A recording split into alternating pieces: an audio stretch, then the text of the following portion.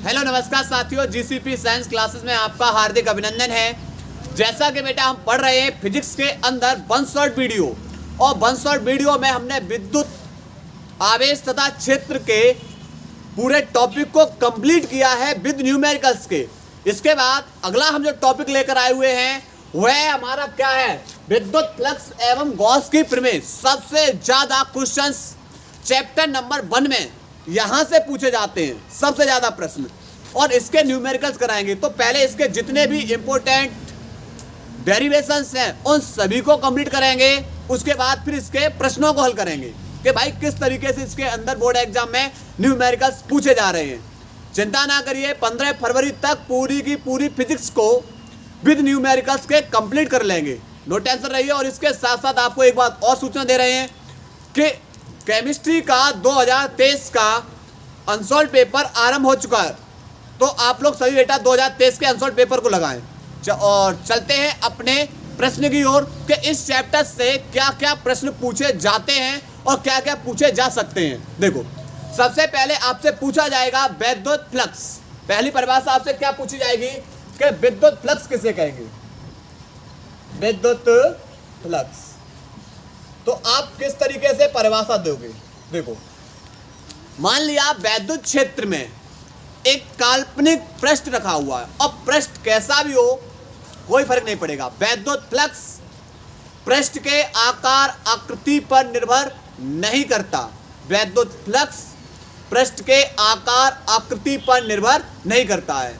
तो देखो, वैद्युत क्षेत्र में स्थित किसी काल्पनिक पृष्ठ से, कोई काल्पनिक पृष्ठ लेंगे और उस काल्पनिक पृष्ठ से होकर गुजरने वाली वैद्युत बल रेखाओं की संख्या की माप को उस पृष्ठ से बद्ध वैद्युत फ्लक्स कहते हैं।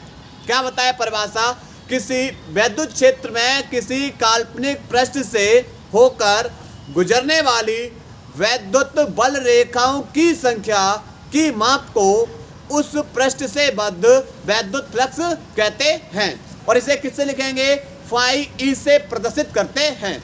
यह प्रश्न 2024 के सेटों में पूछा गया है। लिखते हैं परिभाषा, लिखेंगे किसी वैद्युत क्षेत्र में, वैद्युत क्षेत्र में किसी काल्पनिक पृष्ठ से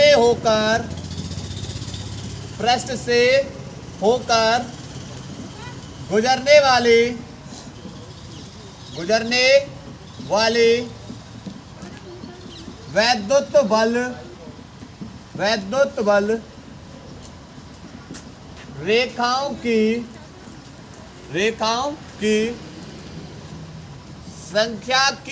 रेखाओं की संख्या की माप को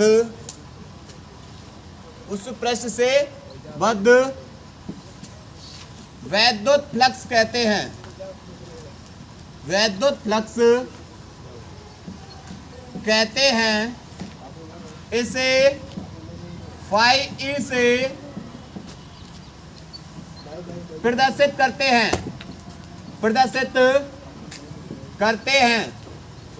फाई से प्रदर्शित करते हैं। क्लियर। यहां से मान लिया एक काल्पनिक पृष्ठ ले लिया हमने, ये हमारा कैसा एक काल्पनिक पृष्ठ है। क्लियर। और इस काल्पनिक पृष्ठ से कौन गुजर रही हैं, वैद्युत बल रेखाएं। कौन गुजर रही हैं, वैद्युत बल रेखाएं। और इनकी जो संख्या होगी इसकी माप को हम क्या बोलेंगे, वैद्युत फ्लक्स। इसे फाई ई से प्रदर्शित करते हैं। फाई ई बराबर होता है वेक्टर ई डॉट वेक्टर ए। दो सदिश वेक्टरों का डॉट गुणनफल बेटा क्या होता है, यहाँ पर ए डॉट बी बराबर होता है ए बी कॉस थीटा, और ए क्रॉस बी बराबर होता है ए बी साइन थीटा। तो डॉट के लिए कॉस आता है, क्रॉस के लिए क्या आता है, साइन। तो एक चीज बताओ, यहाँ डॉट है तो डॉट के लिए यहाँ पर कौन आ जाएगा, कॉस। तो ई इंटू में ए कॉस थीटा। क्लियर। पहली चीज आपसे यहां परिभाषा पूछेगा, पहले यहां पर आपसे क्या पूछेगा, परिभाषा। सेकंड आपसे यह पूछता है कि वैद्युत फ्लक्स कब धनात्मक होगा और कब ऋणात्मक। वैद्युत फ्लक्स कब धनात्मक होगा और कब ऋणात्मक। जब नोट पॉइंट करके लिखें बेटा, जब वैद्युत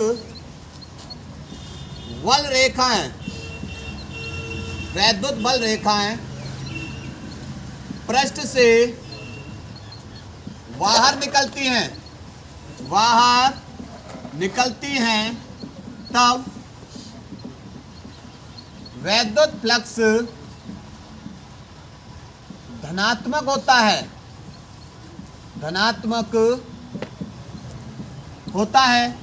और दूसरा पॉइंट, जब वैद्युत बल रेखाएं पृष्ठ के अंदर प्रवेश करती हैं, तब वैद्युत फ्लक्स ऋणात्मक होता है। दूसरा, जब वैद्युत बल रेखाएं पृष्ठ के अंदर प्रवेश करती हैं, तब वैद्युत फ्लक्स ऋणात्मक होता है। तब वैद्युत फ्लक्स कैसा होगा, ऋणात्मक होता है। क्लियर। इसके बाद आपसे और क्या क्वेश्चन पूछ सकता है, भाई इसका मात्रक बताओ, वैद्युत फ्लक्स का मात्रक बताओ। तो देखो फाई ई बराबर होता है vector E dot vector A. E हमारा वैद्युत क्षेत्र है और वैद्युत क्षेत्र का मात्रक होता है न्यूटन वट्टे में कूलाम, इनटू में ए हमारा पृष्ठ का क्षेत्रफल है और क्षेत्रफल का मात्रक क्या होता है, मीटर स्क्वायर। तो इसका मात्रक जो बनेगा वह मात्रक बनेगा न्यूटन मीटर स्क्वायर प्रति, वट्टे का मतलब प्रति, और यहां पर क्या हो जाएगा, कूलम, प्रति कूलम। क्लियर। इसके ज्यादा आपसे और क्या पूछ सकता है कि भाई वैद्युत फ्लक्स की विमा बताओ, विमीय सूत्र, वैद्युत फ्लक्स का विमीय सूत्र। तो कैसे बनाएंगे विमीय सूत्र, देखो विमीय सूत्र बेटा हम इधर कर दे रहे हैं, विमीय सूत्र हम इधर कर दे रहे हैं। देखो बल का विमीय सूत्र है mL/t-2 वट्टे कूलम, आवेश है, आवेश का है बेटा यहाँ पर AT, इंटू में दूरी बेटा L, मीटर स्क्वायर है तो इसलिए L स्क्वायर। ठीक है।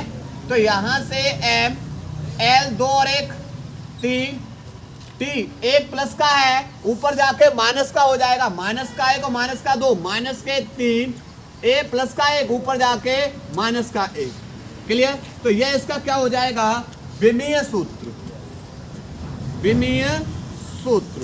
क्लियर। तो एक वैद्युत फ्लक्स से आपको इतने पॉइंट देखने के लिए मिलेंगे। क्लियर। नोट करेंगे। इसके बाद पढ़ा रहे हैं गॉस की प्रमेय को, नोट करिए। इसके बाद बेटा अगला टॉपिक है, वेरी इंपॉर्टेंट टॉपिक है, कौन सा है हमारा, गॉस की प्रमेय। गॉस की प्रमेय।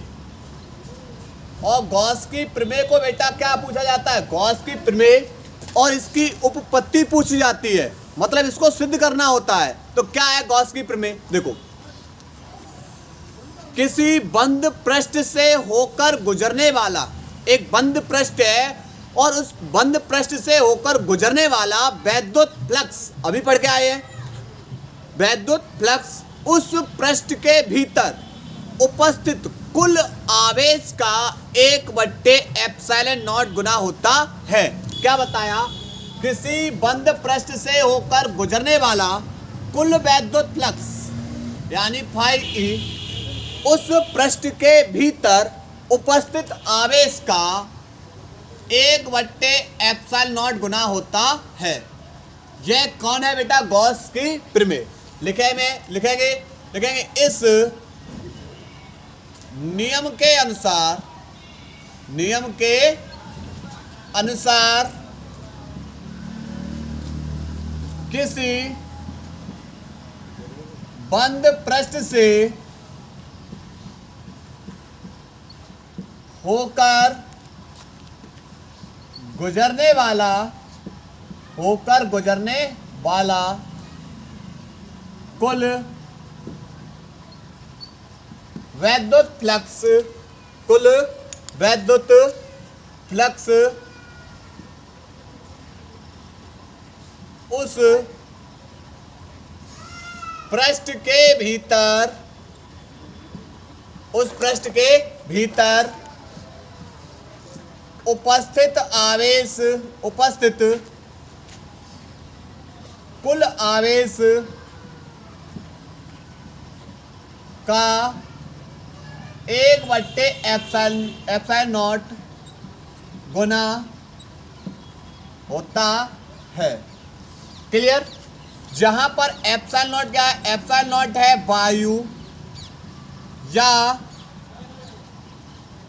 निर्वात की विद्युतशीलता, विद्युतशीलता। एक वैद्युत फ्लक्स का फॉर्मूला और पढ़ के आए थे, फाई बराबर होता है E इंटू में A cos थीटा। तो ये दो वैद्युत फ्लक्स के संदर्भ में फॉर्मूला है। क्लियर? तो सबसे पहले आपको परिभाषा देनी है, किसी बंद पृष्ठ से होकर गुजरने वाला कुल वैद्युत फ्लक्स उस पृष्ठ के भीतर उपस्थित कुल आवेश का 1/एप्सिलॉन नॉट गुना होता है। उसके बाद अब हम इसकी करेंगे उपपत्ति, यानी प्रूफ। किस तरीके से बेटा इसको प्रूव करना है? देखो, इसके लिए आपको दो फॉर्मूले ध्यान रखना है। देखो, घन कोण, घन कोण को ध्यान रखना है। घन कोण कैसे लिखते हैं? ओमेगा से। तो ओमेगा बराबर होता है 4 पाई। ओमेगा बराबर क्या होता है? 4 पाई। और दूसरा एक अल्पांश घन कोण होगा डी ओमेगा बराबर होता है डी ए कॉस थीटा बटे आर स्क्वायर। केवल इन दो फॉर्मूलों को आपको क्या करना है? ध्यान रखना है। क्लियर? देखो, सबसे पहले क्या करना है, जो हमारा वैद्युत फ्लक्स होता है वह पृष्ठ के आकार आकृति पर निर्भर नहीं करता है। तो यहाँ पर पृष्ठ हम कैसा भी बना सकते हैं। तो हमने सबसे पहले एक पृष्ठ लेंगे, एक का ले लिया हमने, पृष्ठ ले लिया, और इस पृष्ठ के भीतर एक बिंदु O है, एक बिंदु है O है, जिस पर कौन उपस्थित है? प्लस Q आवेश स्थित है। पृष्ठ के भीतर कौन उपस्थित है? प्लस Q आवेश। अब आवेश उपस्थित है तो इससे कौन निकलेगा? इससे निकलेंगे वैद्युत फ्लक्स। कौन निकलेगा इससे बाहर? वैद्युत फ्लक्स। अब वैद्युत फ्लक्स कितना निकलेगा भाई? संपूर्ण पृष्ठ से तो नहीं पता, लेकिन फिजिक्स बोलती है कि इसके सूक्ष्म खंड में पता कर लीजिए कि सूक्ष्म खंड में कितना वैद्युत फ्लक्स निकल रहा है। तो जब सूक्ष्म खंड को पता कर लेंगे तो उसका क्या कर देंगे? समाकलन। उसका क्या कर देते हैं? समाकलन कर देंगे, तो हमें पता लग जाएगा कि संपूर्ण पृष्ठ से कितना वैद्युत फ्लक्स निकल रहा है। तो जब पृष्ठ के भीतर आवेश होगा तो कौन बाहर निकलेगा? वैद्युत फ्लक्स। तो हम क्या करेंगे? पूरे पृष्ठ का क्षेत्रफल है वो कितना है? A। पूरे पृष्ठ का क्षेत्रफल कितना है? A। लेकिन हम क्या कर रहे हैं? इस पे एक अल्पांश ले रहे हैं। क्या ले रहे हैं? एक अल्पांश। और अल्पांश ये पृष्ठ है तो इसका क्षेत्रफल क्या हो जाएगा? इसका क्षेत्रफल हो जाएगा DA। क्योंकि जब अल्पांश आएगा तो अल्पांश के आगे क्या लगा देंगे? D। अल्पांश के लिए क्या लगा दें? D। पूरा क्षेत्रफल A है तो इसके आगे D लगा दो, क्या बन जाएगा? अल्पांश। इसके बिंदु O से और ये दूरी बेटा क्या है? परत तक की दूरी R। तो ये भी दूरी क्या हो जाएगी? ये भी दूरी क्या हो जाएगी? R। और गोले के पृष्ठ के क्षेत्रफल द्वारा उसके केंद्र पर बना कोण क्या कहलाता है? घन कोण। अब पूरा कोण ओमेगा है, पूरा कोण कौन सा? ओमेगा। लेकिन ये अल्पांश है, इसलिए बेटा ये वाला कोण कौन सा हो जाएगा? D omega. क्लियर? मान लिया इस प्लस Q आवेश से R दूरी पर एक बिंदु कौन लिया था? P। कौन लिया है? बिंदु P। अब जरा देखियो, इस प्लस Q आवेश के कारण बिंदु P पर वैद्युत क्षेत्र की तीव्रता की दिशा किधर होगी? तो प्लस के विपरीत, जिस ओर प्लस Q आवेश होता है उसके विपरीत होती है वैद्युत क्षेत्र की तीव्रता की दिशा। बिंदु से प्लस इधर है तो वैद्युत क्षेत्र की तीव्रता की दिशा इधर होगी, बाहर की ओर। अब इस जो पृष्ठ को लिया है, अल्पांश पृष्ठ लिया है, इस अल्पांश पृष्ठ की दिशा किधर है? तो आप बोलोगे एन कैप की दिशा में। किस दिशा में? एन कैप की दिशा में। ठीक है, एकांक क्षेत्र होगा। तो सबसे पहले क्या करना है, सबसे पहले लिखेंगे, अब आवेश है तो प्लस क्यू आवेश, प्लस क्यू आवेश के कारण, प्लस क्यू आवेश के कारण वैद्युत क्षेत्र की तीव्रता। भाई इस प्लस क्यू आवेश के कारण वैद्युत क्षेत्र की तीव्रता कितनी है, वैद्युत क्षेत्र की तीव्रता। तो प्लस क्यू आवेश के कारण हमें क्या निकालना है, वैद्युत क्षेत्र की तीव्रता। तो इसके लिए फॉर्मूला होता है E बराबर 1/4πε0 Q upon r square. Plus q आवेश के कारण जो बिंदु P लिया था वहां पर वैद्युत क्षेत्र की तीव्रता कितनी है, 1/4πε0 Q अपॉन आर स्क्वायर। अब हम निकालेंगे इस अल्पांश पृष्ठ से वैद्युत फ्लक्स कितना गुजर रहा है। तो अल्पांश पृष्ठ से होकर गुजरने वाला वैद्युत फ्लक्स, अल्पांश पृष्ठ से होकर गुजरने वाला वैद्युत फ्लक्स। फाई ई बराबर क्या होता है फॉर्मूला, वैद्युत फ्लक्स का फॉर्मूला होता है E इंटू में A cos थीटा। पर एक गलती कर रहे हैं, वो क्या है कि हमने बेटा यहां पर जो पृष्ठ लिया है वो कैसा लिया, अल्पांश। तो इसलिए हम इसके आगे क्या लगा देंगे, D। तो पृष्ठ भी देखो, जब पृष्ठ अल्पांश लिया है तो वैद्युत फ्लक्स भी कितना निकलेगा, अल्पांश। क्लियर। लेकिन हमने E का मान कुछ निकाला है, E का वैल्यू ये वाला E का वैल्यू यहां लगा देंगे। तो लगा देंगे तो यहां पर हो जाएगा 1/4πε0 Q अपॉन आर स्क्वायर। ये वैल्यू किसका लगाया, ये मान केवल E का लगाया, लेकिन इसके आगे लिखा हुआ है DA cos थीटा। लेकिन हमने बताया आपको DA cos थीटा बट्टे r square, DA cos theta बट्टे आर स्क्वायर। तो आप बताओगे DA cos थीटा बट्टे आर स्क्वायर बराबर क्या है, D ओमेगा।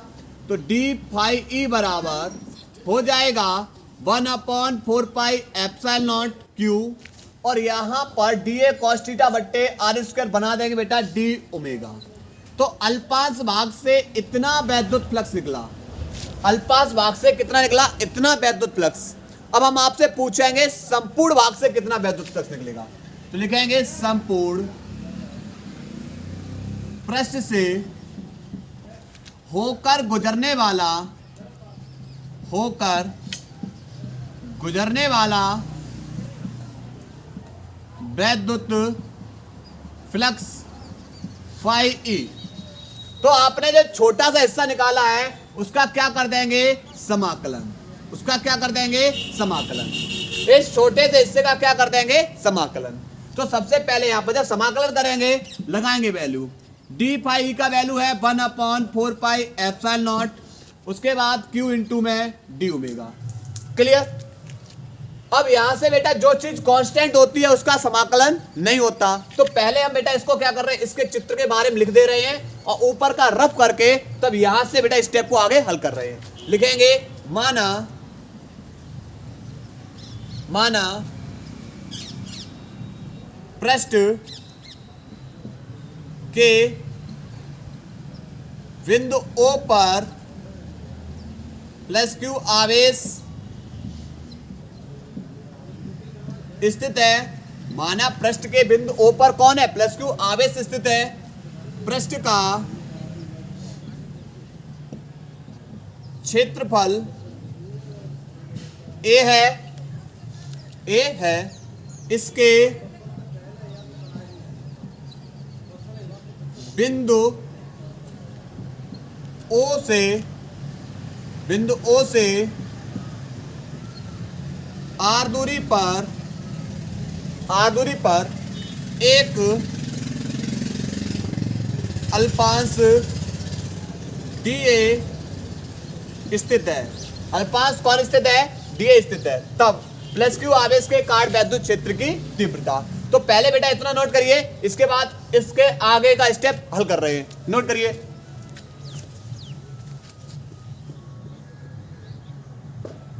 देखो बेटा इसके आगे यहां से, अर्थात फाई ई बराबर हो जाएगा समाकलन 1/4πε। देखो जो चीज कांस्टेंट होती है उसका समाकलन नहीं होगा, तो 1/4πε क्यूब, ये बेटा क्या होगा, इसका समाकलन नहीं होगा, तो इसे निकाल लेंगे बाहर। समाकलन होगा केवल डी ओमेगा का। डी के सापेक्ष एक्स का समाकलन होता है एक्स, तो डी के सापेक्ष ओमेगा का समाकलन क्या हो जाएगा, तो आप बताओगे ओमेगा, क्या हो जाएगा ओमेगा, और ओमेगा बराबर क्या होता है 4π, तो यहाँ पर लगा देंगे, तो 1/4πε क्यूब इंटू में ओमेगा की जगह लगाएंगे 4π, तो 4π से 4π कैंसिल, तो फाई ई बराबर क्या निकलेगा Q/ε। क्लियर। और यहाँ पर बेटा इसी को हमें सिद्ध करना था, इत सिद्धम, इसी को हमें क्या करना था, सिद्ध करना था। अब हम पढ़ने वाले इसके अनुप्रयोग को, नोट करिए बेटा, इसको नोट करेंगे।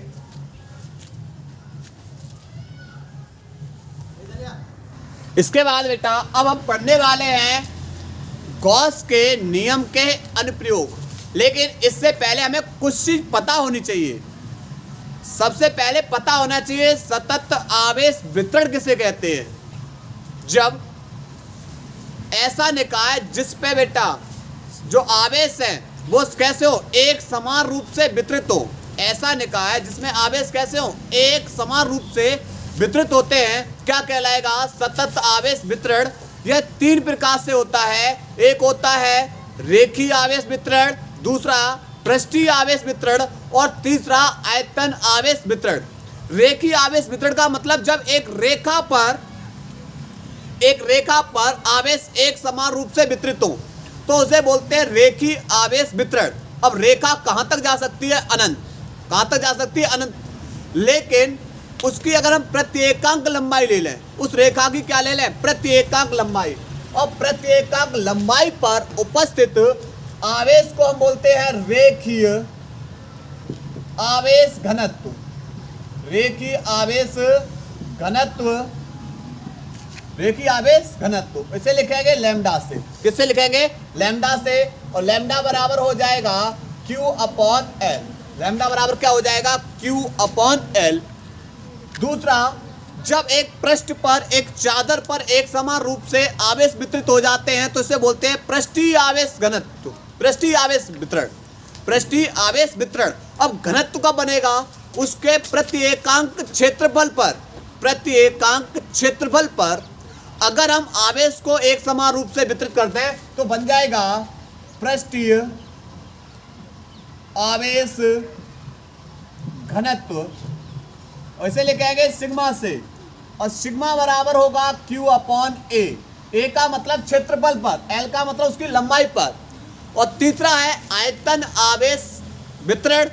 आयतन आवेश वितरण का मतलब जब एक आयतन पर एक समान रूप से आवेश वितरित हो, आयतन आवेश वितरण, और प्रत्येकांक आयतन पर उपस्थित आवेश को हम बोलते हैं क्या, आयतन आवेश घनत्व, आयतन आवेश घनत्व,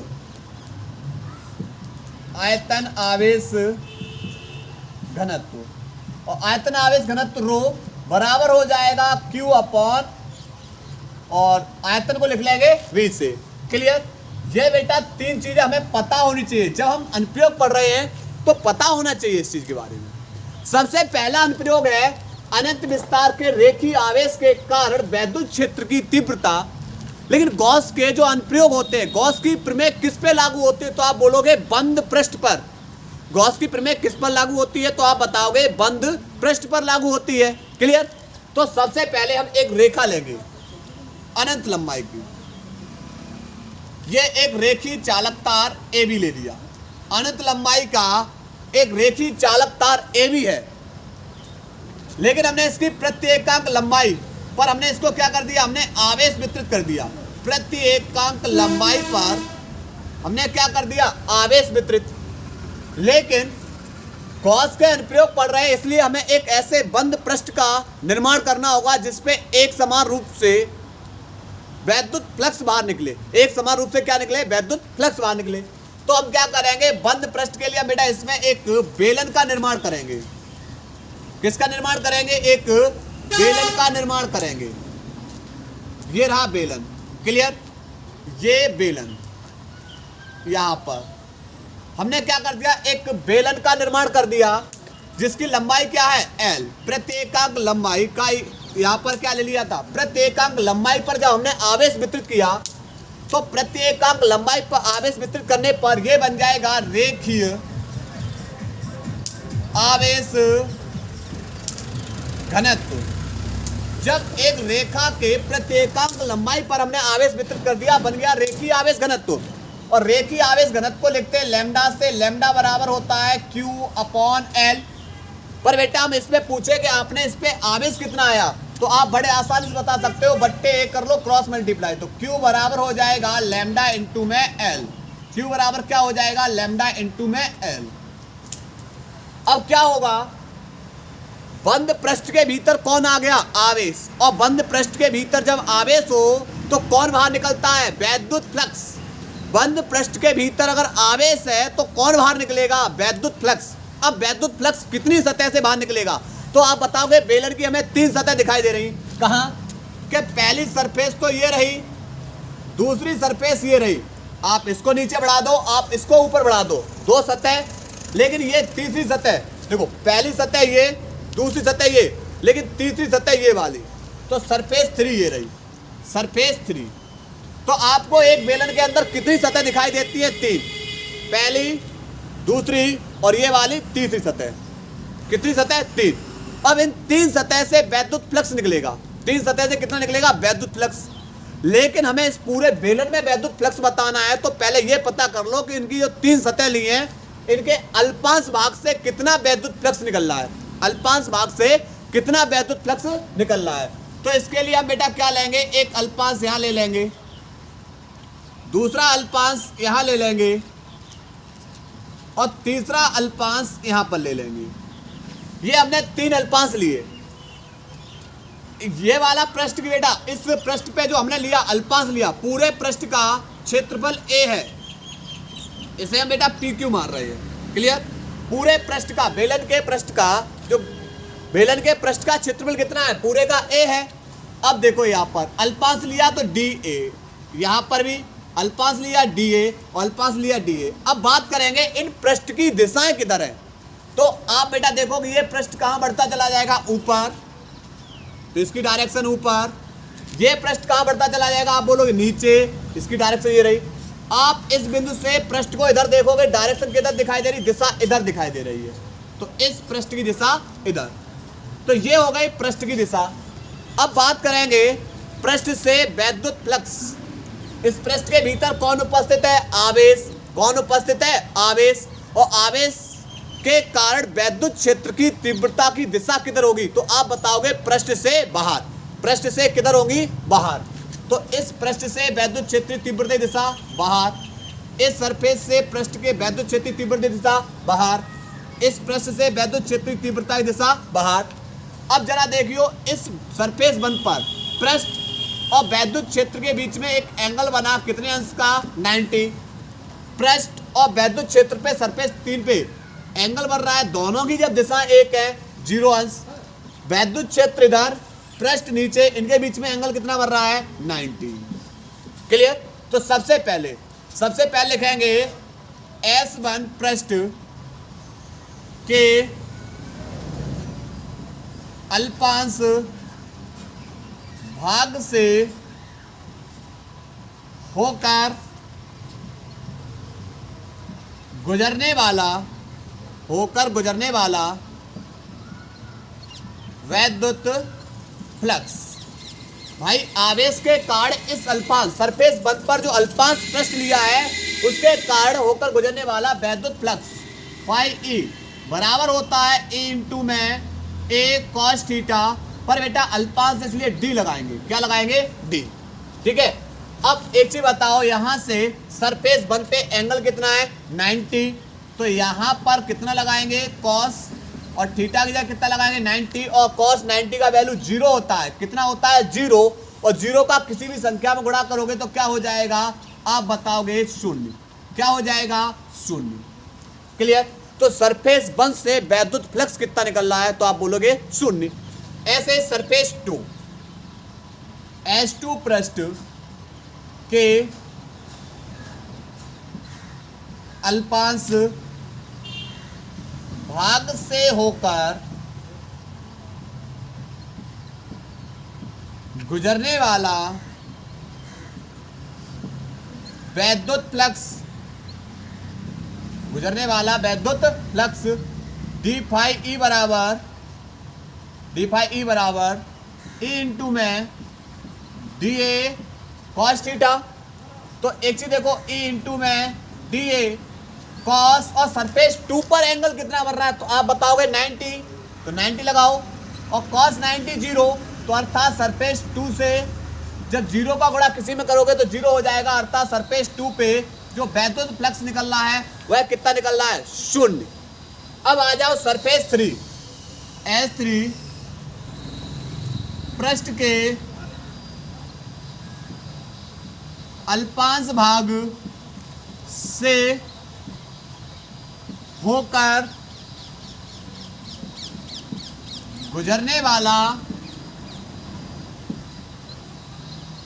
वैद्युत फ्लक्स डी फाई ई बराबर ई इंटू में डी ए कॉस थीटा, तो ई इंटू में डी ए सरफेस 3 पर बेटा एंगल कितना बन रहा है तो आप बोलोगे 0, तो यहाँ पर लगाएंगे थीटा की जगह कितना लगाएंगे 0, और कॉस 0 का मान कितना होता है 1, और 1 का गुणा किसी में करोगे तो वही रहेगा ई इंटू में डी ए।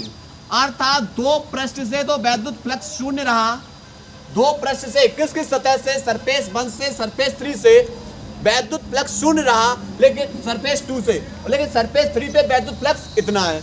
अब आपसे पूछा जाए संपूर्ण पृष्ठ से, संपूर्ण वेलन के संपूर्ण पृष्ठ से, वेलन के संपूर्ण पृष्ठ से होकर गुजरने वाला वैद्युत फ्लक्स फाई ई। अर्थात आपने जो छोटे छोटे हिस्से निकाले हैं, छोटे छोटे हिस्से कौन से, डी फाई ई कहाँ पर निकाला, सरफेस 1 पर, सरफेस 2 पर डी फाई ई, और सरफेस 3 पर डी फाई ई। छोटे छोटे हिस्से निकाले आपने, इन सब का क्या करोगे समाकलन, और समाकलन करके इनको सबको क्या कर देंगे, जोड़ दो। इसका समाकलन, इसका समाकलन और इनका समाकलन, तीनों का सूक्ष्म खंडों का क्या कर दो समाकलन, तो प्रत्येक भाग से पता लग जाएगा, और इन सबको क्या कर देंगे जोड़ देंगे, तो क्या बन जाएगा संपूर्ण पृष्ठ से वैद्युत फ्लक्स कितना निकल रहा। तो सरफेस 1 पे वैद्युत फ्लक्स 0, सरफेस 2 पे वैद्युत फ्लक्स 0, सरफेस 3 पर डी फाई ई बराबर क्या निकला है, ई इंटू में डी ए। अब यहां से ई कांस्टेंट है, बाहर निकाल लो, डी के सापेक्ष ए का समाकलन क्या होता है, तो आप बोलोगे ए, अर्थात यहां पर जो संपूर्ण पृष्ठ से, बेलन के संपूर्ण पृष्ठ से वैद्युत फ्लक्स इतना। अब हमें निकालना क्या, हमें निकालना है तो वैद्युत क्षेत्र की तीव्रता, तो गॉस की प्रमेय से, गॉस की प्रमेय से क्या है, फाई ई बराबर होता है q upon epsilon naught. Phi बराबर क्या होता है, क्यू अपॉन एप्सिलॉन नॉट बराबर ई इंटू में ए। पर एक चीज बताओ, यहां से ये बेलन का क्या है, पूरे बेलन का क्या है क्षेत्रफल, ए क्या हमारा, ए है हमारा बेलन का क्षेत्रफल, और बेलन का क्षेत्रफल क्या हो जाएगा 2 पाई आर एच होता है, पर एच उसकी हाइट की जगह हमने क्या माना है एल, तो यहाँ पर क्या लगाएंगे एल, तो यहाँ पर, और क्यू आवेश क्यू बराबर क्या है लैम्डा इंटू में एल, तो लैम्डा इंटू में एल बट्टे एप्सिलॉन नॉट बराबर ई इंटू में एरिया की जगह लगाएंगे 2 पाई आर एल, एल से एल कैंसिल, 2 पाई आर एल गुणा में है, 2 पाई आर गुणा में है, दूसरी ओर जाके भाग में, तो ई बराबर हो जाएगा 1 upon 2 pi epsilon not, lambda upon कौन हो जाएगा लैम्डा अपॉन आर। क्लियर। तो यहां से ये हमारा क्या निकलेगा वैद्युत क्षेत्र की तीव्रता न्यूटन प्रति कूलम। क्लियर। तो यहां से पहले नोट करिए, इसके बाद इस चित्र के बारे में थोड़ा सा लिख देंगे। नोट करिए पहले बेटा इसको।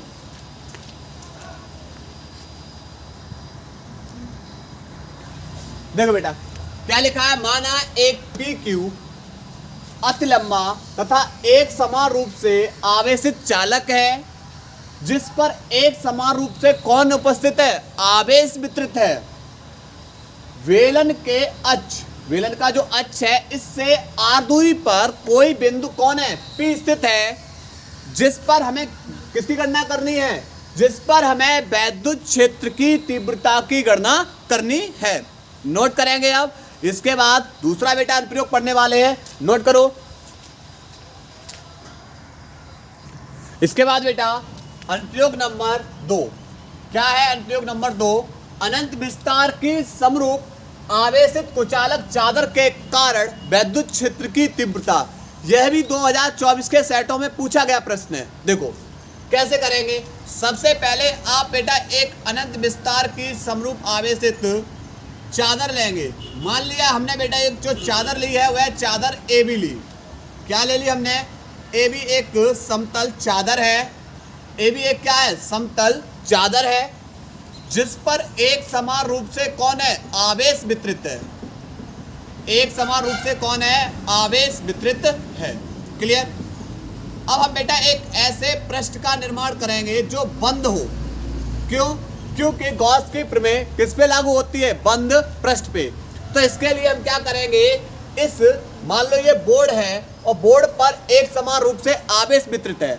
हम इससे क्या करेंगे, एक वेलन को गुजारेंगे। किसको गुजारेंगे, एक बेलन को गुजारेंगे इस तरीके से। यहां पर ये रहा बेलन। अच्छा ये बेलन हो गया। अब इस तरीके से ये, और इस पे चादर पे क्या है, एक समान रूप से आवेश वितरित है। ठीक है। और जब चादर पर या एक पृष्ठ पर एक समान रूप से आवेश वितरित हो तो बन जाता है पृष्ठीय आवेश घनत्व। पृष्ठीय आवेश घनत्व। क्यों, क्योंकि इसके अंदर लंबाई है और कौन है, चौड़ाई है। तो वो क्या बन जाता है, उसका क्षेत्रफल यानी उसका पृष्ठ बन जाएगा। इसे लिखेंगे सिग्मा से, सिग्मा बराबर होगा Q/A। पर अब इसमें मैंने पूछा भाई इस चादर पे आवेश कितना है, तो आप बताओगे Q बराबर सिग्मा इंटू में A। ये कैसे आ गया, बट्टे कर लो क्रॉस मल्टीप्लाई। क्लियर। तो इस पर आ गया एक समान रूप से ये आवेश। सबसे पहले अब यहाँ पर जरा देखेंगे कि इस बेलन के कितने सरफेस है, तो आप बोलोगे कि सर 3 है। सरफेस 1, सरफेस 2 और ये वाला सरफेस 3, 3 सरफेस हो गई। अब जब पृष्ठ के भीतर आवेश उपस्थित है तो कौन निकलेगा, वैद्युत फ्लक्स कितनी सतह से निकलेगा, तो आप बताओगे 3 सतह से, सरफेस 2, सरफेस 3 और सरफेस 1। कितना वैद्युत फ्लक्स निकलेगा, तो इसके लिए पहले यह पता करना है कि भाई इसके अल्पांश पृष्ठ से कितना गुजर रहा है। तो सरफेस 1, सरफेस 2 पे अल्पांश ले रहे हैं, सरफेस 3 पर एक अल्पांश और सरफेस 1 पर। लेकिन इनकी दिशा किधर है, तो इसकी दिशा इधर, इस पृष्ठ को इधर बढ़ा सकते हैं, इसकी दिशा इधर। ये सरफेस 1, सरफेस 2 अल्पांश लिया है, इसलिए पूरे पृष्ठ का क्षेत्रफल A, तो अल्पांश है तो dA। तो ये भी क्या हो जाएगा, dA। ये भी भाग क्या है, dA। लेकिन इसके मध्य बिंदु से देखेंगे, ये पृष्ठ किधर दिखाई दे रहा है, तो आप बोलोगे ऊपर की ओर, तो पृष्ठ की दिशा किधर हो जाएगी, ऊपर की ओर। ये भी कौन हो जाएगा, dA। लेकिन इस बोर्ड पर जब एक समान रूप से आवेश वितरित हो, मान लो एक समान रूप से आवेश प्लस Q आवेश वितरित है, तो वैद्युत क्षेत्रीय तीव्रता की दिशा किधर होगी, तो आप बोलोगे या पृष्ठ के अंदर या पृष्ठ के बाहर, इधर होगी ना। तो यहाँ पर वैद्युत क्षेत्रीय तीव्रता दिशा या तो इधर होगी या क्या होगी, इधर। तो ये हो जाएगी वैद्युत क्षेत्र की तीव्रता इस पृष्ठ पे, ये हो जाएगी वैद्युत क्षेत्र की तीव्रता इस पृष्ठ पे। तो अब एंगल कितना बनेगा, जब दोनों की डायरेक्शन एक है तो थीटा बराबर 0, दोनों की डायरेक्शन एक है तो थीटा बराबर क्या हो जाएगा, 0। पर पृष्ठ ऊपर है, वैद्युत क्षेत्र की तीव्रता इधर, तो इनके बीच में एंगल कितना हो जाएगा, 90 अंश। क्लियर। तो बस अब करेंगे, सबसे पहले कहेंगे सरफेस 1 पृष्ठ, S1 पृष्ठ के अल्पांश भाग से होकर गुजरने वाला वैद्युत फ्लक्स, वैद्युत फ्लक्स S1 पृष्ठ के अल्पांश भाग से होकर गुजरने वाला वैद्युत फ्लक्स डी फाई ई बराबर होता है ई इंटू में डी ए कॉस थीटा। तो आप बोलोगे सरफेस वन पर एंगल कितना है, तो आप बोलोगे 0, और कॉस 0 का वैल्यू कितना होता है 1। कॉस 0 का वैल्यू कितना होता है 1। जब ये 1 हो जाएगा, 1 का गुणा करेंगे ई इंटू में डी ए, तो क्या हो जाएगा ए इंटू में डी ए। तो सरफेस वन से आपने देखा वैद्युत फ्लक्स कितना गुजरा है, तो आप बताओगे ए इंटू में डी ए। ऐसे सरफेस 2 पृष्ठ के अल्पांश भाग से होकर गुजरने वाला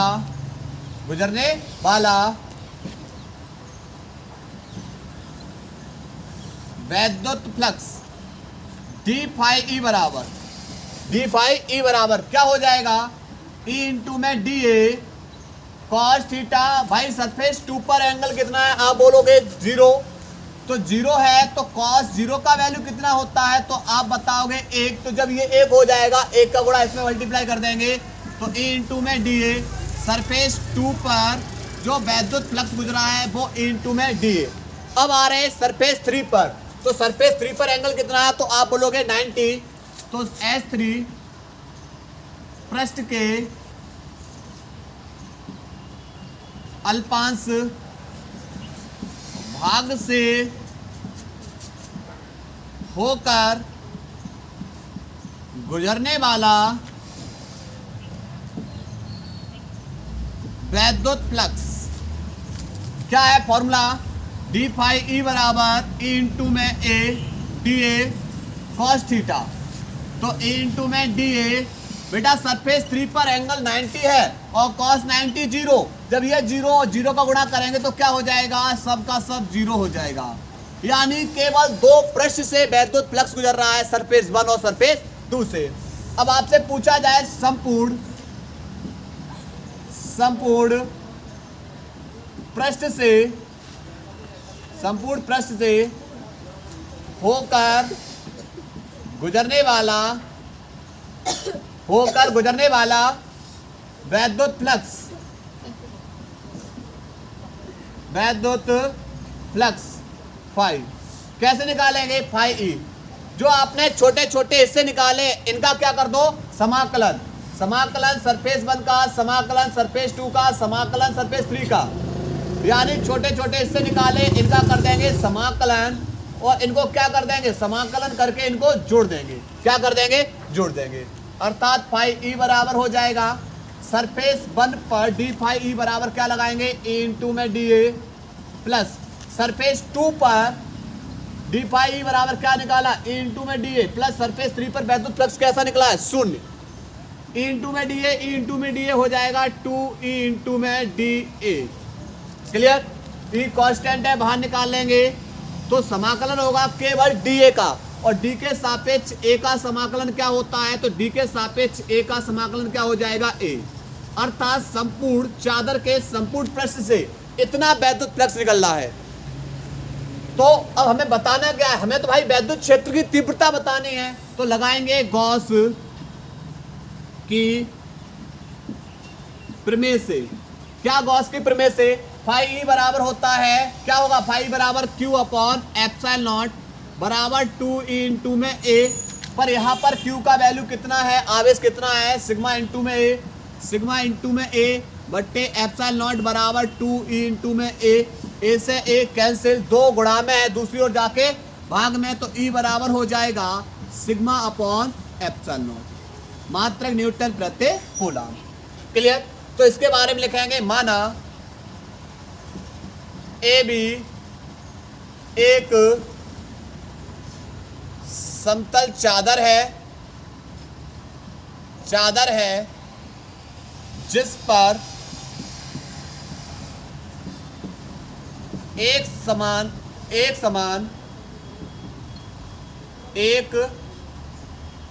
समान रूप से आवेश वितरित है, एक समान रूप से आवेश वितरित है। इसके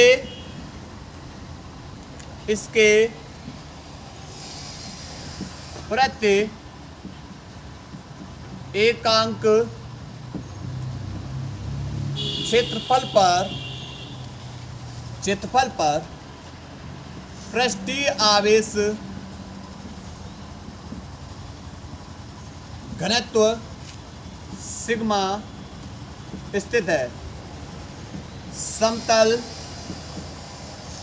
चादर के बिंदु मान लिया ओ से R दूरी पर कोई बिंदु P स्थित है जिस पर वैद्युत क्षेत्र की तीव्रता की गणना करनी है। तीव्रता की गणना करनी है। क्लियर? नोट करिए अनुप्रयोग नंबर 2 नोट करेंगे। इसके बाद बेटा तीसरा अनुप्रयोग है अनंत विस्तार की समरूप आवेशित प्लेट के कारण हमें क्या बतानी है? वैद्युत क्षेत्र की तीव्रता। और किसी भी चादर या प्लेट के कारण वैद्युत क्षेत्र की तीव्रता होती है E बराबर sigma upon epsilon not, sigma upon 2 epsilon not. देखो कैसे हल करेंगे। सबसे पहले बेटा हम एक क्या लेंगे, एक चादर लेंगे और जिस पर एक समान रूप से आवेश उपस्थित है। कौन उपस्थित है? एक समान रूप से आवेश वितरित है। देखो अब एक चादर के बेटा कितने भाग हो गए? दो भाग हैं और इस पर एक समान रूप से आवेश वितरित है, तो इसका भी पृष्ठीय आवेश घनत्व सिग्मा होगा और इसका भी पृष्ठीय आवेश घनत्व क्या होगा? सिग्मा होगा। जब एक चादर पर या एक प्लेट पर एक समान रूप से आवेश वितरित होते हैं तो उसके लिए फॉर्मूला होता है E बराबर sigma upon 2 epsilon not. Clear? देखो सबसे पहले लिखेंगे। अब देखो हमें वैद्युत क्षेत्र की तीव्रता की गणना कहाँ करनी है? मान लिया इन दोनों भाग के कारण हमें बिंदु P पर, दोनों भाग के कारण R दूरी पर एक बिंदु P है और इस पर हमें वैद्युत क्षेत्र की तीव्रता की क्या करनी है? गणना करनी है। भाई इस बिंदु से प्लस इधर है, वैद्युत क्षेत्र की तीव्रता विपरीत भाग 1 के कारण और ये मान लिया E1। अब भाग 2 पर वैद्युत क्षेत्र की तीव्रता, भाग 2 पर वैद्युत क्षेत्र की तीव्रता की दिशा भाई प्लस इधर, वैद्युत क्षेत्र की तीव्रता विपरीत। भाग 1 पर देखेंगे कि बिंदु P से प्लस इधर वैद्युत क्षेत्र की तीव्रता इसके विपरीत, यानी ये E2। जब दोनों की डायरेक्शन सेम है, दोनों की दिशाएं एक ही ओर है वैद्युत क्षेत्र की तीव्रता की, तो ये क्या हो जाएंगी? जुड़ जाएंगी। और अगर विपरीत होती है तो इनके बीच में क्या आ जाता है? अंतर। क्लियर?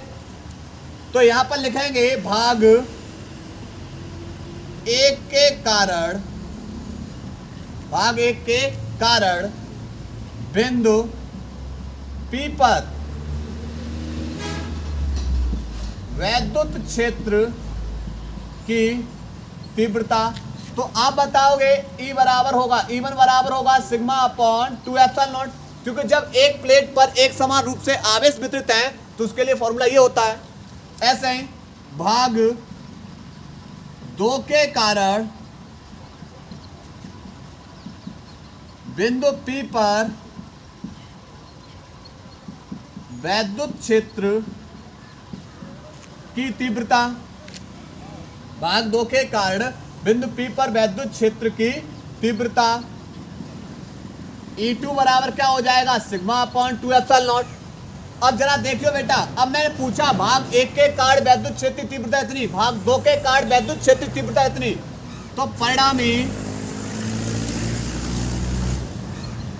वैद्युत क्षेत्र की तीव्रता E बराबर, दोनों की डायरेक्शन एक है, जुड़ जाएंगी। E बराबर E1 प्लस E2, वैद्युत क्षेत्र की तीव्रता क्या हो जाएगी? जुड़ जाएंगी।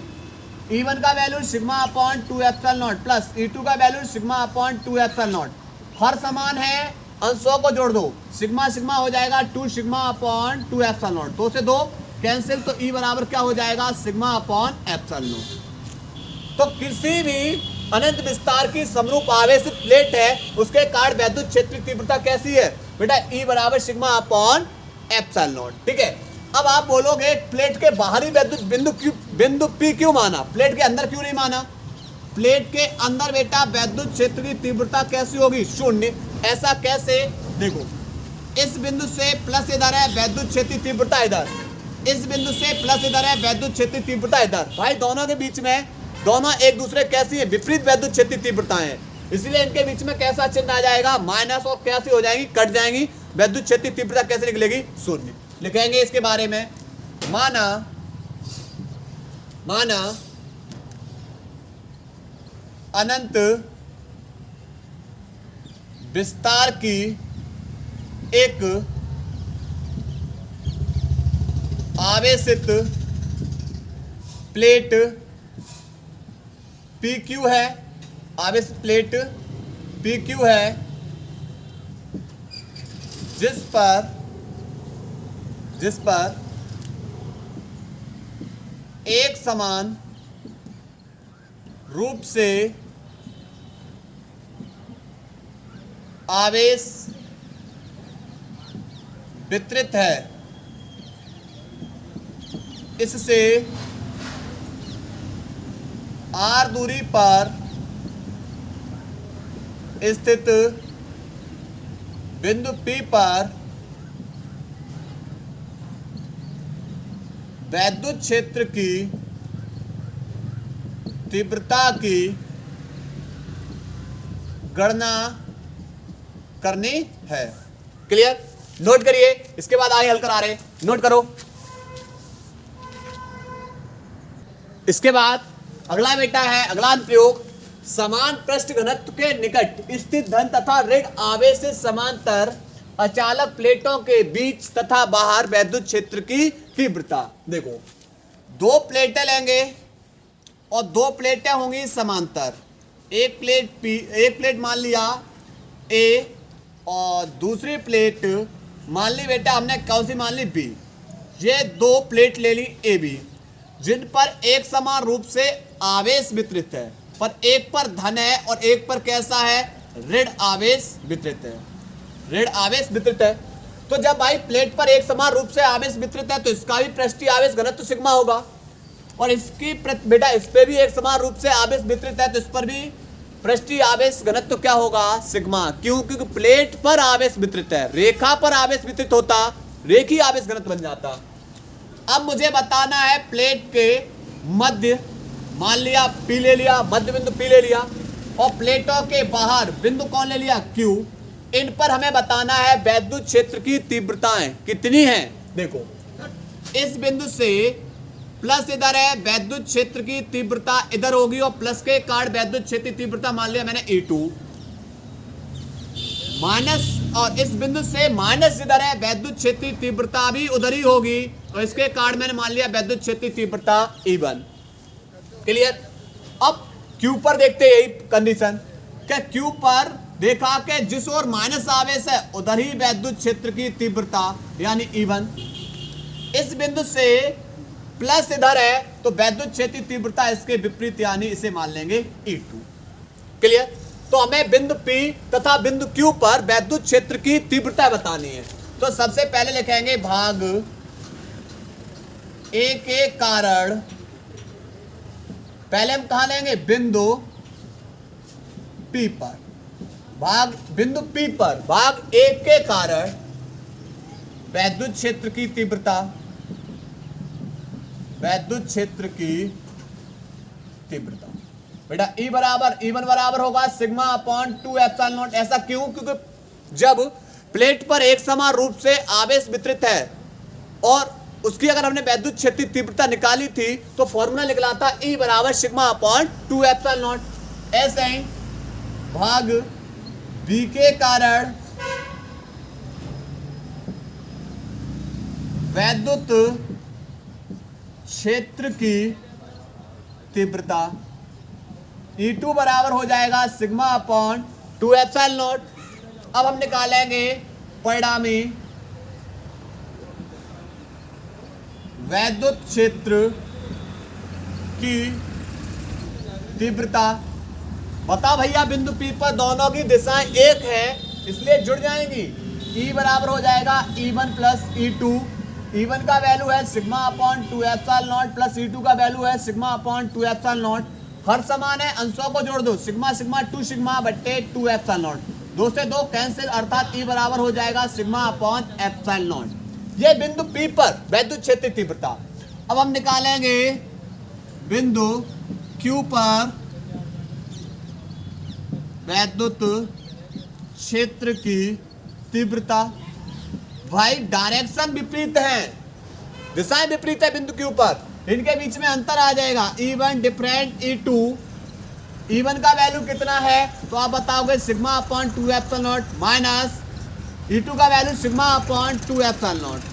दोनों के बीच में अंतर कितना निकला तो आप बोलोगे 0। तो बाहर वैद्युत क्षेत्र की तीव्रता, दो विपरीत आवेशित प्लेट हैं, दो विपरीत प्लेट हैं, एक धन वाली एक ऋण वाली, इनके मध्य वैद्युत क्षेत्र की तीव्रता E बराबर सिग्मा अपॉन एप्सिलॉन नॉट, और बाहर वैद्युत क्षेत्र की तीव्रता कितनी होती है, 0 होती है। क्लियर, नोट करिए। इसके बाद दो डेरिवेशंस बहुत महत्वपूर्ण हैं जो हमारी बोर्ड एग्जाम में बहुत बार पूछी गई हैं, उनको कराने वाले हैं। और इसी के साथ हमारा गॉस के अनुप्रयोग, गॉस की प्रमेय, वैद्युत फ्लक्स, टोटल एक प्रश्न कंप्लीट हो जाएगा। और अगले लेक्चर में हम लेकर आएंगे 1 शॉट इसी के न्यूमेरिकल्स। ठीक है, नोट करिए, पहले इसको नोट करें। इसके बाद अगला बेटा अनुप्रयोग है, अनुप्रयोग नंबर 5वां, और एक और कराने वाली, ये दो आपके बहुत ही महत्वपूर्ण है, और इसी के साथ हमारे गॉस के अनुप्रयोग कंप्लीट हो जाएंगे। क्लियर, देखो, समरूप आवेशित गोली कोष यानी खोखले गोले के कारण वैद्युत क्षेत्र की तीव्रता। देखो, एक खोखला गोला लेंगे, मान लिया एक खोखला गोला है जिसकी त्रिज्या कैपिटल R है, और इस पर एक समान रूप से कौन वितरित है, आवेश। कौन सा आवेश, प्लस Q आवेश वितरित है। क्लियर, लेकिन हमारा जो हम पढ़ किसके अनुप्रयोग रहे, हम पढ़ रहे गॉस के अनुप्रयोग, और गॉस के अनुप्रयोग बंद पृष्ठ पे लागू होते हैं। तो मान लिया हम एक ऐसे बंद पृष्ठ की कल्पना करेंगे जिससे एक समान रूप से कौन बाहर निकले, वैद्युत फ्लक्स। अब किसका निर्माण करेंगे, तो हम एक गॉसियन गोले का निर्माण कर रहे हैं। ये क्या, सॉरी, ये हम क्या करेंगे, गॉसियन गोले का क्या कर रहे हैं, निर्माण कर रहे हैं। गॉसियन गोलीय पृष्ठ, और गॉसियन गोलीय पृष्ठ, इसका केंद्र O मानकर, इसका केंद्र O मानकर क्या करेंगे, तो इसकी त्रिज्या क्या हो जाएगी, इसकी जो त्रिज्या होगी वो क्या होगी, स्मॉल r। क्लियर, केंद्र O मानकर गोलीय गॉसियन पृष्ठ की कल्पना करते हैं, और इसका केंद्र से और जो परत तक की दूरी है वो क्या हो जाएगी, स्मॉल r। क्लियर, यहां पर, और गोलीय पृष्ठ के जो यहाँ पर आपका जो गॉसियन पृष्ठ का क्षेत्रफल है वो A है, और एरिया बराबर हो जाएगा 4 पाई r स्क्वायर। एरिया बराबर क्या होता है, 4 पाई r स्क्वायर। क्लियर, तो हमें बेटा वैद्युत क्षेत्र की तीव्रता बतानी है। कहाँ कहाँ बतानी है, पहला, जब बिंदु P मान लिया, और जो पृष्ठ पे जो बिंदु P लेंगे वो कहाँ लेंगे, बिंदु P पहला पॉइंट गोलीय पृष्ठ के बाहर स्थित है, दूसरा बिंदु P गोलीय पृष्ठ पर स्थित है, और तीसरा बिंदु P गोलीय पृष्ठ के केंद्र पर स्थित है। ये वाला जो गोलीय पृष्ठ है इसके केंद्र पर। तो पहला लिखेंगे, जब बिंदु P खोखले गोले से बाहर स्थित है। खोखले गोले से बाहर स्थित का मतलब यहां पर ये प्लस Q आवेश है, और इस गोले की त्रिज्या क्या है, कैपिटल R, और यहां पर ये गॉसियन गोलीय पृष्ठ का निर्माण है, इसकी त्रिज्या है स्मॉल r। तो इसी पे हमने क्या किया, यहां पर जब बिंदु P मैंने मान लिया यहां पर स्थित है, अब क्या होगा, प्लस Q आवेश के कारण इससे निकलेगा वैद्युत फ्लक्स। कितना निकलेगा, तो सबसे पहले हम इसके अल्पांश भाग में पता करेंगे। तो मान लिया जो बिंदु P पर एक अल्पांश ले लिया, पूरे पृष्ठ का क्षेत्रफल A है, तो अल्पांश पृष्ठ का क्षेत्रफल क्या हो जाएगा, dA। इस बिंदु से प्लस पृष्ठ के अंदर है, तो वैद्युत क्षेत्र की तीव्रता किधर हो जाएगी, तो आप बोलोगे बाहर। इस बिंदु से पृष्ठ किधर है, तो आप बोलोगे बाहर, बाहर की ओर दिखाई दे रहा, तो यानी पृष्ठ की दिशा और वैद्युत क्षेत्र दिशा दोनों बेटा एक ही ओर है, अर्थात इनके बीच में जो एंगल बनेगा वो थीटा बराबर 0। तो सबसे पहले तो इस केस में क्या होगा, इस केस में होता है कि स्मॉल आर बड़ा है कैपिटल आर से, जब स्मॉल आर बड़ा है कैपिटल आर से, ठीक है। तो लिखेंगे सबसे पहले इस अल्पांश पृष्ठ से चेक करेंगे कितना वैद्युत फ्लक्स बाहर निकलेगा। तो लिखेंगे प्लस क्यू, लिखेंगे अल्पांश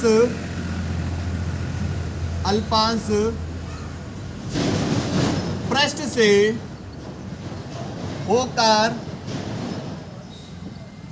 गुजरने वाला वैद्युत फ्लक्स। भाई अल्पांश पृष्ठ से होकर गुजरने वाला वैद्युत फ्लक्स कितना है, तो लगाएंगे फॉर्मूला, आप लगाओगे डी फाई ई बराबर बोलोगे ई इंटू में डी ए कॉस थीटा। बात सही है। फिर यहां पर जरा देखना, वैद्युत क्षेत्र और अल्पांश पृष्ठ के बीच में एंगल तो 0 बन रहा है, तो यहां पर थीटा बराबर क्या लगा दो 0, तो यहां पर कॉस 0, और कॉस 0 का मान कितना होता है, तो आप बताओगे 1 का गुणा करेंगे तो यही रहेगा। तो यहां से अल्पांश पृष्ठ से वैद्युत फ्लक्स इतना गुजर रहा है, संपूर्ण पृष्ठ से होकर गुजरने वाला वैद्युत फ्लक्स।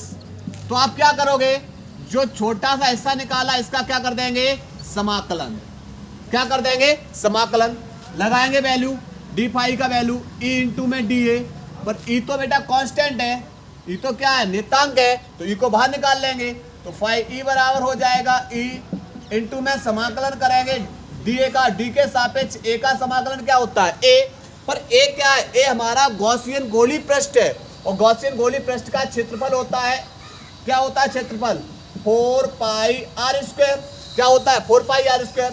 तो यहां से निकाल लिया कि संपूर्ण पृष्ठ से वैद्युत फ्लक्स इतना है, पर हमें बताना क्या है वैद्युत क्षेत्र की तीव्रता। तो लगाएंगे गॉस की प्रवेश से फाई ई बराबर क्या होता है क्यू अपॉन एप्सिलॉन नॉट बराबर ई इंटू में 4 पाई आर स्क्वायर। तो यहां से ये 4 पाई आर स्क्वायर गुणा में दूसरी ओर जाके भाग में, तो ई बराबर हो जाएगा 1/4 पाई ये एप्सिलॉन नॉट क्यू, और बट्टे में कौन हो जाएगा आर स्क्वायर, मात्रक हो जाएगा न्यूटन प्रति कूलम, मात्रक क्या हो जाएगा न्यूटन प्रति कूलम। तो जब बिंदु P गोली कोश के बाहर स्थित है, जब बिंदु P गोली कोश के बाहर स्थित है, तो वैद्युत क्षेत्र की तीव्रता इतनी, क्लियर। ऐसे ही जब बिंदु P, जब सेकंड पॉइंट, जब बिंदु P गोली कोश के पृष्ठ पर स्थित है, पृष्ठ पर स्थित है, गोली कोश के पृष्ठ पर स्थित है। भाई यहां पर ये त्रिज्या r है, और बिंदु P को उठाया कहां ले गए गोली कोश के पृष्ठ, यहां पर लाए, यहां पर ला के रख दिया, ये स्मॉल r पृष्ठ पे ला के रख दिया यहां पर बिंदु P। तब क्या होगा, तब आप बोलोगे कि यहां पर जो कैपिटल R है, जो स्मॉल r है, वह बराबर किसके हो जाएगी कैपिटल R के, यानी अल्पांश बिंदु P पर आ गया, ठीक है। तो यहां पर तो स्मॉल r बराबर हो जाएगी कैपिटल R के, तब वैद्युत क्षेत्र तीव्रता E बराबर 1/4 पाई epsilon naught q upon small r की जगह लगा देंगे कैपिटल R, और इसके ऊपर क्या है स्क्वायर, मात्रक न्यूटन प्रति कूलम। तो जब बिंदु P गोली कोश के पृष्ठ पर स्थित है, तब स्मॉल r बराबर हो जाएगा कैपिटल R के, तो फॉर्मूला वैद्युत क्षेत्र तीव्रता का ये बन जाएगा। तीसरा, जब बिंदु P केंद्र पर स्थित है, केंद्र पर स्थित हो, तो एक चीज बताओ, ये दूरी पहले बेटा देखो, यहां से ये दूरी बेटा लगातार कम होती जाएगी, बिंदु P यहां आ जाएगा, और जब बिंदु P यहां आ जाएगा तो ये दूरी कैसी हो जाएगी शून्य, अर्थात r बराबर हो जाएगा 0, और r बराबर 0 लगाओगे तो वैद्युत क्षेत्र की तीव्रता कैसी हो जाएगी बेटा शून्य हो जाएगी, वैद्युत क्षेत्र की तीव्रता क्या हो जाएगी शून्य हो जाएगी, क्लियर। तो यहां पर ये इसका कैसा पार्ट है, ये हमारा तीसरा पार्ट है। ये कौन सा है, दूसरा, और ये वाला कौन सा था, ये था पहला। तो ये तीनों पूछता है आपसे, तीनों के तीनों क्या करता है, पूछता है। नोट करिए। इसके बाद एक और रहेगी, उसको भी करा रहे, नोट करो। इसके बाद वेरी इंपॉर्टेंट ये भी क्वेश्चन है, क्या है, बिंदु आवेश के कारण वैद्युत क्षेत्र की तीव्रता, और इसी से हमें बताना है कूलाम के नियम की उत्पत्ति। इसी से हमें क्या करनी है, कूलाम के नियम की उत्पत्ति। देखो, मान लिया एक बिंदु है, वो है जिस पर प्लस क्यू आवेश स्थित है, प्लस क्यू आवेश स्थित है, लेकिन गॉस के जो अनुप्रयोग पढ़ेंगे वो किस पे, बंद पृष्ठ पे निर्भर है। तो इसकी हम क्या करें, बिंदु ओ से बेटा हमने क्या मान लिया, आर दूरी पर एक गॉसियन गोलीय पृष्ठ की क्या करते हैं, हम कल्पना करते हैं। गॉसियन गोलीय पृष्ठ की क्या करते हैं, कल्पना करते हैं, जिसका केंद्र हम क्या मार रहे हैं, ओ मार रहे हैं। क्या मार रहे हैं, ओ। क्लियर। अब बात करेंगे कि इस पृष्ठ से जब पृष्ठ के भीतर आवेश आ गया तो पृष्ठ से बाहर कौन निकलेगा, वैद्युत फ्लक्स। पूरे पृष्ठ का क्षेत्रफल ए है, और ये हमारा क्या है, गॉसियन गोलीय पृष्ठ, गॉसियन गोलीय पृष्ठ है। अब गॉसियन गोलीय पृष्ठ का जो क्षेत्रफल होता है वो होता है 4 पाई आर स्क्वायर। पृष्ठ का क्षेत्रफल क्या होता है, गोलीय पृष्ठ का क्षेत्रफल होता है 4 पाई आर स्क्वायर। अब करना क्या है, अब पूरे पृष्ठ से कितना वैद्युत फ्लक्स निकलेगा, तो पहले हमें पता करना है अल्पांश पृष्ठ से कितना निकल रहा है। तो इसलिए बेटा हम इस पे क्या मार रहे हैं, एक अल्पांश ले रहे हैं। आर दूरी पर एक बिंदु पी है जहां पर हमने एक अल्पांश लिया डी ए।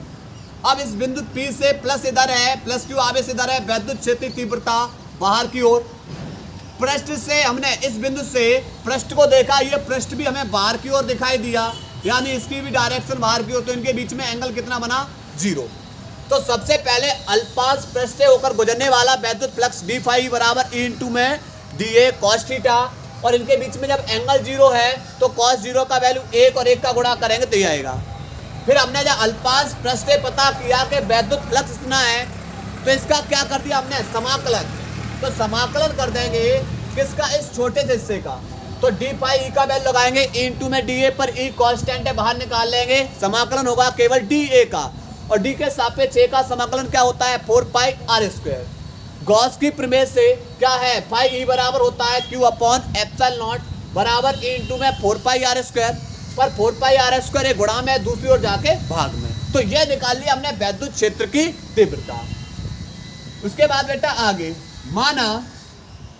माना प्लस क्यू आवेश से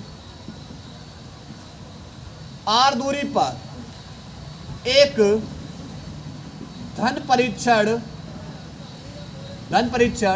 क्यू नॉट आवेश स्थित है, तब फॉर्मूला होता है E बराबर तब उत्पन्न बल। क्या होगा, फॉर्मूला होता है E बराबर F अपॉन क्यू नॉट, बट्टे कर लो क्रॉस मल्टीप्लाई। F का 1 में गुणा करेंगे तो F बराबर, E का Q में गुणा करेंगे तो E इंटू में क्यू नॉट। अब E का वैल्यू कितना निकाला, वो E का वैल्यू यहाँ लगा दो। तो बेटा लगाएंगे E बराबर लगाएंगे 1 upon 4 pi epsilon naught q upon r square into में ये E का वैल्यू लगाया, इंटू में कौन है, क्यू नॉट। क्लियर। और इसका मात्रक क्या हो जाएगा, न्यूटन। क्या हो जाएगा, न्यूटन। देखो दो आवेश है, दोनों आवेशों के बीच की क्या है, दूरी है, और लिख देंगे यही कूलाम का नियम है। क्लियर। तो हमने बेटा जितने भी टॉपिक थे आपके, वो सबके सब इंपॉर्टेंट हमने टोटल करा दिए। बस आप लोग लगातार मेहनत करिए, ज़्यादा से ज़्यादा मेहनत करोगे रिजल्ट उतना ही अच्छा आएगा। हम अपनी क्लास को अब यहीं ब्रेक कर रहे हैं। धन्यवाद।